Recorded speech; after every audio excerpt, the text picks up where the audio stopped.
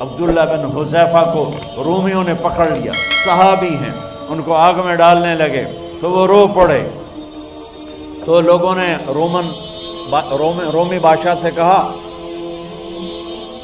کہ یہ رو پڑا ہے، ڈر گیا ہے، ان کا لے آؤ، میرے پاس لے آؤ۔ ان کو واپس لائے تو رومن بادشاہ نے پوچھا کیوں روئے ہو، موت سے ڈر گئے ہو؟ کہنے لگے موت تو ہمارے لیے سب سے بڑا تحفہ ہوتا ہے، میں اپنی بے بسی پہ رویا ہوں۔ کہ کیا بے بسی ہے؟ کہ بے بسی یہ ہے کہ ایک جان ہے آگ میں گرتے ہی جل کے راکھ ہو جائے گی، کاش میرے جسم پر جتنے بال ہیں اتنی میری پاس جانیں ہوتی اور میں ایک ایک جان کو اللہ کے نام پہ قربان کرتا۔ آج مرنے کا مزہ نہیں آ رہا، اس پہ رویا ہوں۔ تو بادشاہ اتنا حیران ہوا، انہوں نے کہا تو میرا ماتھا چوم دے اور میں تمہیں آزاد کرتا ہوں۔ تو اس کا ماتھا چوما۔